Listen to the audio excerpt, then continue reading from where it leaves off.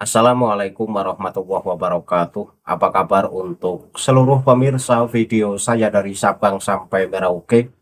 Semoga selalu diberi keberkahan, rahmat, dimudahkan segala urusannya, dimudahkan rizkinya, diberi kesehatan, serta diberi hidayah oleh Allah Subhanahu wa Ta'ala untuk orang-orang yang belum mendapatkannya.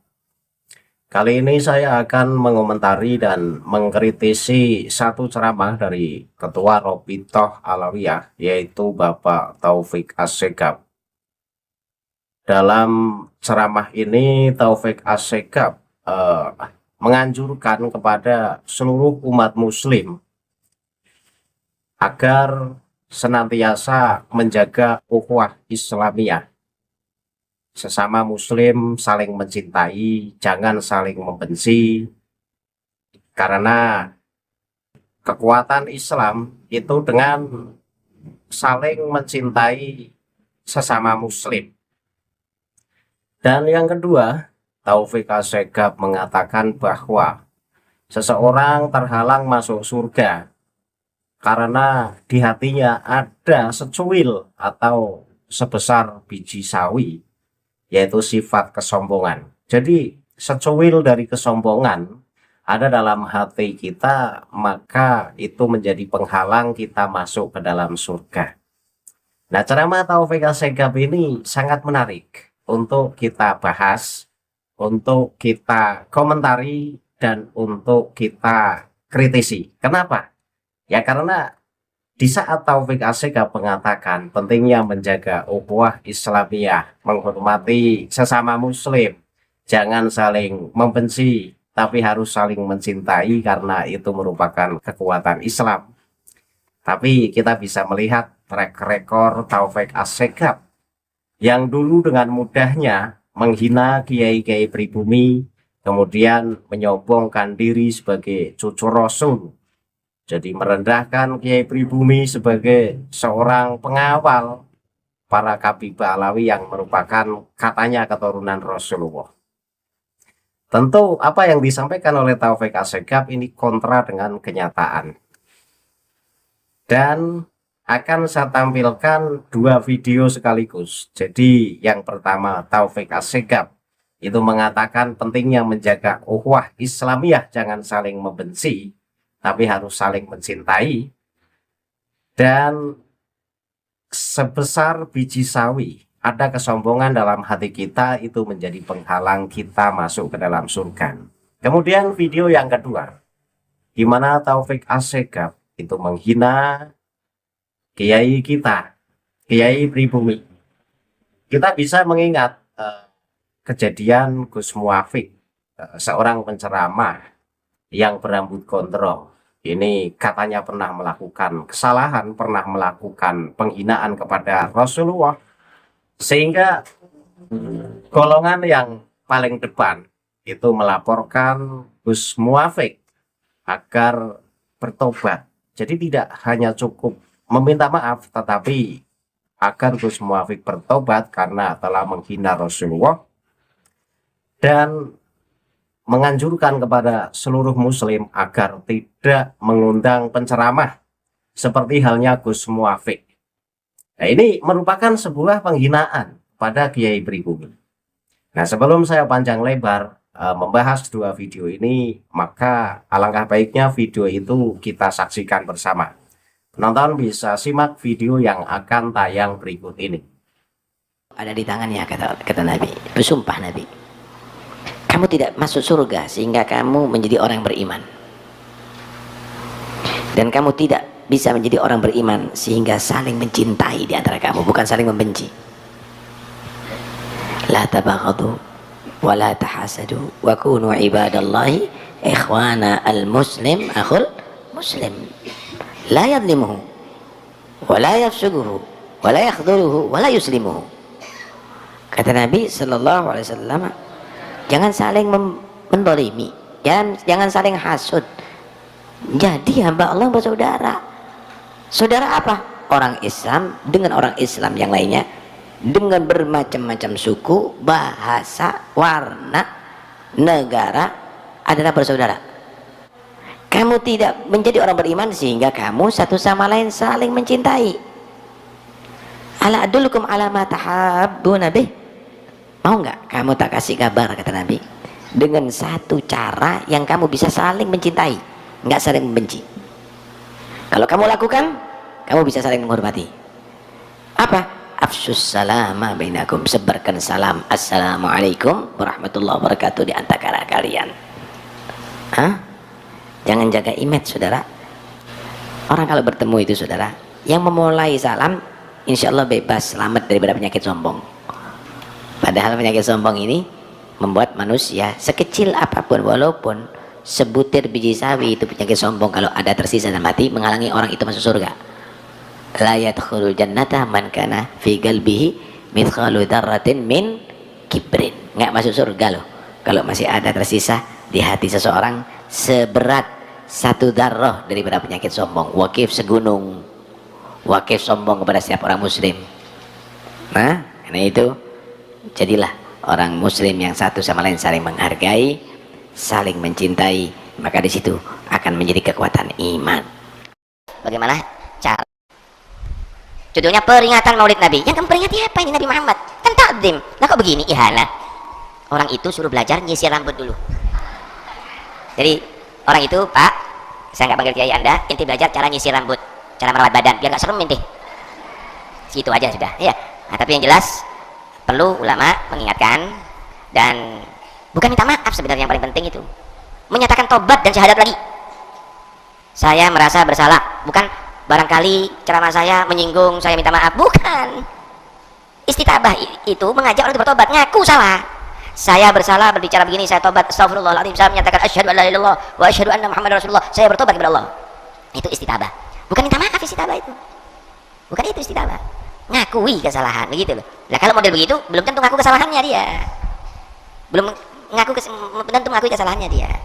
Ya mungkin ya Allah ingin mengajarkan kepada kita, jangan gampang-gampang panggil dai yang tidak jelas, jangan yang nyeleneh yang macam-macam, yang jelas aja, begitu ya. Khair insyaallah. Tapi yang jelas muslimin harus arif bagaimana cara bertindak. Tapi yang jelas jangan tertarik model begini lagi, biarkan sudah, karena alladzina yu'minuna Allah wa rasulahu ulaika alaihim la'natullah wal malaikatu wan nas ajma'in. Dari dua potongan video yang baru saja kita saksikan bersama, yang pertama itu ceramah baru, itu ceramah baru dari seorang ketua Robitoh Alawiyah, menganjurkan kepada muslim agar saling menghormati, jangan saling membenci, karena itu merupakan kekuatan Islam. Yang disampaikan Taufik Asegaf itu benar, bahwa memang harusnya seperti itu.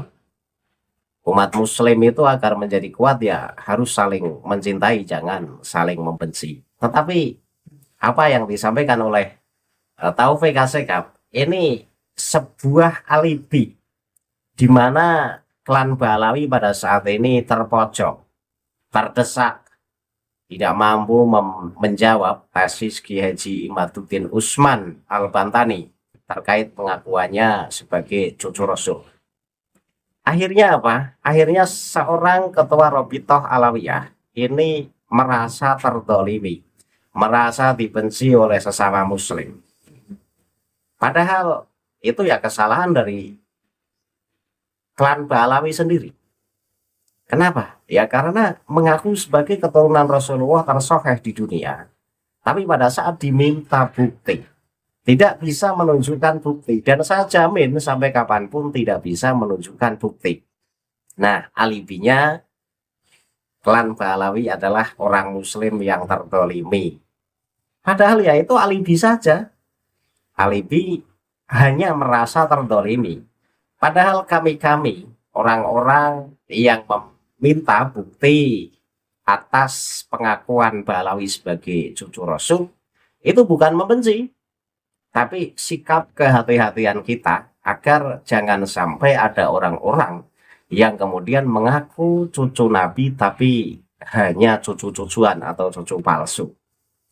Dan jika Ba'alawi memang bukan keturunan Rasulullah, kemudian kami mengatakan bahwa Ba'alawi bukan keturunan Rasulullah, itu bukan sikap benci kita terhadap Ba'alawi, tetapi justru sikap sayang kita kepada Ba'alawi, mengingatkan Ba'alawi agar stop atau berhenti mengaku sebagai keturunan Rasulullah, karena diancam langsung oleh Rasulullah. Barang siapa yang mengatasnamakan Rasulullah, mengaku sebagai keturunan Rasulullah tapi bukan keturunan Rasulullah, maka akan diazab nanti. Jadi sikap kami yang mendesak, meminta bukti kepada Ba'alawi agar menunjukkan bukti sebagai cucu Rasul, itu bukan sikap membenci, tapi justru sikap sayang. Hanya saja orang-orang Ba'alawi itu ya begitu. Ketika gembar-gembor ngaku sebagai cucu Rasul tersoheh di dunia, dimintai bukti malah mencak-mencak, disuruh tes DNA justru mengharamkan tes DNA. Nah, ini kan uniknya orang-orang Ba'alawi, keras kepala, merasa paling benar sendiri dan tidak mau disalahkan.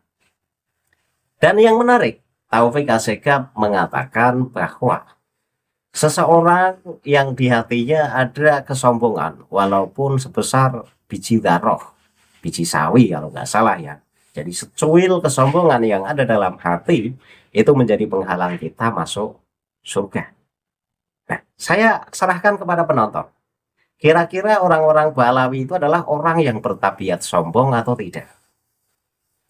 Apakah orang yang membanggakan nasab itu termasuk orang yang sombong atau tidak? Tentu para penonton bisa menilai bahwa orang yang membanggakan nasab adalah orang yang sombong. Karena bukti bahwa kesombongan itu nyata, kita bisa lihat ceramah-ceramah Taufik Assegaf jauh sebelum munculnya tesis Kiai Haji Imaduddin Usman Al-Bantani dengan mudahnya merendahkan Kiai Pribumi. Ada Rizik Syihab yang kalau ceramah suka memaki para tokoh-tokoh agama dari kalangan pribumi dan juga memaki setiap orang yang berseberangan dengannya. Ada lagi penceramah yang menghina Bapak Ma'ruf Amin ya, Kiai Haji Ma'ruf Amin disebut sebagai babi. Kemudian Bahar Smith itu kalau ceramah itu losdol mulutnya, tak lepas dari caci maki. Kira-kira orang-orang yang model begitu adalah orang yang sombong atau tidak? Ya berarti secara tidak langsung Ketua Robitoh Alawiyah itu lagi menguliti klannya sendiri, bahwa orang yang di hatinya masih ada secuil kesombongan itu terhalang masuk surga. Nah, orang-orang yang membanggakan nasab ya adalah orang yang terhalang masuk surga. Siapa orang yang membanggakan nasab? Ya Ba'alawi. Ceramah di mana-mana saja yang dibawakan kakek aneh, cerita khurafat juga kakek aneh, Fakih Muqaddam dibawa kemana-mana, bahkan disebutkan bahwa Fakih Muqaddam itu masyhur di akhirat, walaupun di dunianya kalah dengan Syekh Abdul Qadir Al-Jilani. Itu kan akal-akalan Ba'alawi, kalah set dengan Syekh Abdul Qadir Al-Jilani, sehingga beralibi bahwa walaupun Fakih Muqaddam di dunianya tidak terkenal, tapi di akhirat itu masyhur. Padahal sosoknya fiktif. Ya gimana mau masyhur di dunia, wong sosoknya fiktif kok masyhur? Ya nggak dikenal kok. Hanya dikenal di kalangan Ba'alawi. Itu. Dan tadi kita lihat ceramah dari Taufik Assegaf yang menghina Gus Muafik, agar jangan kita semua mengundang penceramah model Gus Muafik. Penghinaan yang tajam menurut saya adalah bahwa Gus Muafik disuruh belajar menyisir rambut. Itu sangat nyata penghinaannya. Nah, orang yang suka menghina, orang yang suka merendahkan orang lain, yaitu bukti kesombongan Taufik Assegaf. Padahal jika kita mau jujur, kita mau memutar ceramah dari Gus Muafik yang katanya menghina Rasulullah, itu tidak menghina loh. Jadi Gus Muafik itu dalam rangka menjelaskan kemuliaan Rasulullah, kemudian Gus Muafik jujur menjelaskan biografi Rasulullah, di mana Rasulullah itu adalah sosok Nabi yang semasa kecilnya sudah ditinggal wafat oleh orang tuanya, kemudian diasuh oleh pamannya. Kemudian Gus Muafik kan berseloroh, yang namanya diasuh oleh pamannya itu ya tidak begitu mendapat perhatian. itu bukan menghina bagi orang yang paham bahasa, adalah dalam rangka mengangkat derajat seseorang, kemudian membahas kelemahannya. Ini adalah dalam rangka mengangkat setinggi-tingginya derajat seseorang tersebut. Itu bagi orang yang paham bahasa loh. Beda dengan orang yang tidak paham bahasa. Atau hanya melihat potongan video ceramah dari Gus Muafik. Saya kasih contoh yang mudah. Si A itu anaknya orang miskin. Si A itu masa kecilnya hidupnya tidak terurus. Tapi setelah dewasa, si A itu menjadi orang yang alim. Si A itu ilmunya bermuara. Si A itu punya manfaat yang begitu banyak terhadap sesama umat. Nah, bahasa semacam ini adalah bahasa yang mengangkat derajat seseorang setinggi-tingginya, menjelaskan latar belakang dari kekurangannya, kemudian diangkat endingnya bahwa orang tersebut pada endingnya menjadi orang yang berkualitas. Itu bagi orang yang paham bahasa. Nah, nyatanya apa? Nyatanya Taufik Assegaf dalam rangka menjatuhkan reputasi Gus Muafik itu mengatakan bahwa Gus Muafik menghina Rasulullah, kemudian Gus Muafik dilaporkan, kan dulu dilaporkan sehingga dipaksa untuk bertobat, tidak hanya dipaksa untuk berklarifikasi, tapi bertobat telah menghina Rasulullah, padahal tidak menghina. Nah, itulah orang Pahlawi tempo dulu sebelum munculnya tesis Kiai Haji Imaduddin Usman Al-Bantani begitu rasis, dan kiai-kiai pribumi pada diam tidak berani. Kenapa? Karena takut pada cucu-cucuan. Nah, sekarang kita bisa melihat fakta dan kenyataannya. Yang dulu menghina kiai pribumi, sekarang terhina. Sekarang dicaci, sekarang dibenci di mana-mana. Bahkan banyak orang yang stop mengundang penceramah-penceramah dobol ala Ba'alawi. Dulu sempat mulia. Dulu ucapannya sempat didengar oleh seluruh muslim di Indonesia, bahkan tidak ada yang berani sekalipun mereka mencaci dan mereka memaki. Tapi sekarang apa? Sekarang mereka terjepit. Karena apa? Ya karena kelakuannya sendiri. Cucu-cucuan itu ya tidak seperti cucu beneran. Cucu Rasul yang beneran itu ya akhlakul karimahnya bagus. Ilmunya ya bermuara. Mulutnya ya dijaga. Beda dengan cucu-cucuan, omongannya sombong, suka membangga-banggakan nasab, suka merendahkan orang lain. Lah itu adalah ciri cucu-cucuan dilihat dari sikap dan sifatnya saja. Itu belum melalui kajian sejarah, belum melalui kajian ilmu filologi, dan belum melalui kajian ilmu genetika saja sudah kelihatan. Nah, setelah dikaji oleh Kiai Haji Imaduddin Usman Al-Bantani, barulah terbuka lebar, cerat, jelas bahwa Pahlawi adalah nasab cangkokan. Selama 500 tahun lebih itu sepi dari sejarah. Tiba-tiba muncul di abad 9 ngaku sebagai cucu Rasul tersoheh di dunia. Iya, karuan saja tidak bisa menunjukkan buktinya. Wong selama 500 tahun saja sepi dari sejarah. Nama Ubaidillah itu tidak disebut dalam kitab-kitab sebelum abad 9. Maka sangat aneh ketika kemudian ngaku sebagai cucu Rasul tersoheh di dunia. Nah, kesimpulannya apa? Kesimpulannya dari dua potongan video yang sangat kontra. Video yang pertama mengatakan Taufik Assegaf menganjurkan agar muslim senantiasa saling menghormati, saling mencintai, jangan saling membenci.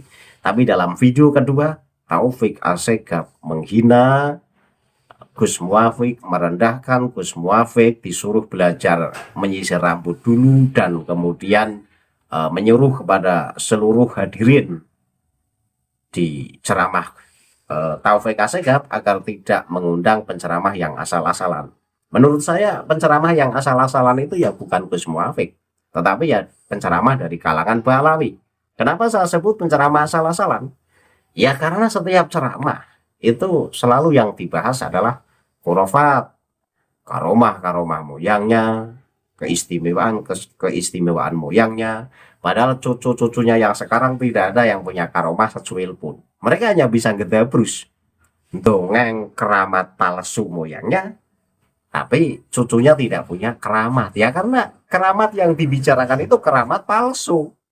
Kalau moyangnya itu penuh keramat, kalau moyangnya itu adalah orang yang benar-benar takwa dan dekat dengan Tuhannya, maka keturunannya itu tidak akan beda jauh dari bibitnya. Nyatanya kan, diceritakan moyangnya adalah wali woh, wali kutub, tapi cucunya hanya menjadi tukang gedabrus. Nah ini kan kontra dengan fakta sejarah. Jadi serangan Pahlawi untuk kiai-kiai pribumi ini sekarang berbalik arah.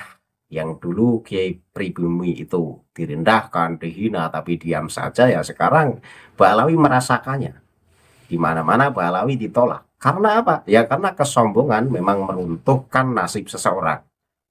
Itu saja. Orang yang membanggakan nasabnya. Padahal Pahlawi bukan keturunan Rasulullah. Ya terima saja akibatnya. Terima saja dengan lapang dada. Karena itu adalah buah dari ulah Anda selama beratus-ratus tahun. Merasa paling mulia. Merasa manusia yang berada dalam level tertinggi dan menganggap orang yang bukan dari klan Anda adalah orang yang levelnya rendah. Sekarang rasakan nasib Anda di ujung tanduk. Di mana-mana ditolak. Dongeng-dongeng khurafat yang dulu dikagumi sekarang menjadi ejekan, sekarang menjadi candaan. Kenapa? Karena itu adalah dongeng khurafat. Kalau itu keramat beneran, tentu viral, masyhur di kitab-kitab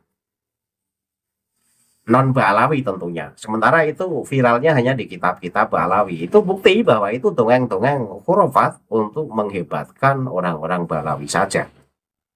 Beda dengan ulama yang benar-benar ulama, kisahnya nyata, kemudian masyhur dalam berbagai kitab sejarah, bahkan yang nulis ya bukan keturunannya, yang nulis ya sesama ulama lainnya. Itu bukti bahwa orang tersebut adalah orang alim. Sangat aneh ketika orang yang disebut alim, orang yang disebut wali atau wali kutub, kemudian yang membuat manakib itu keturunannya.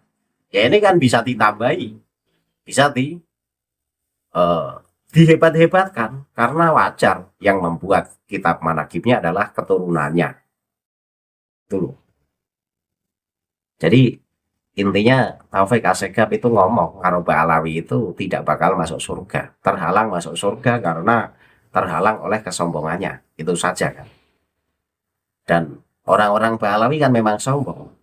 Dan yang dikatakan oleh Ketua Robitoh Alawiyah kan, barang siapa yang dalam hatinya ada sebesar biji darah sifat kesombongan, maka terhalang masuk surga. Ya orang-orang Pahlawi kan sombong, berarti terhalang masuk surga. Itu loh. Saya tutup kajian ini. Akhirul kalam, billahi taufiq wal hidayah. Wassalamualaikum warahmatullahi wabarakatuh. Salam maras untuk seluruh muslim di Indonesia.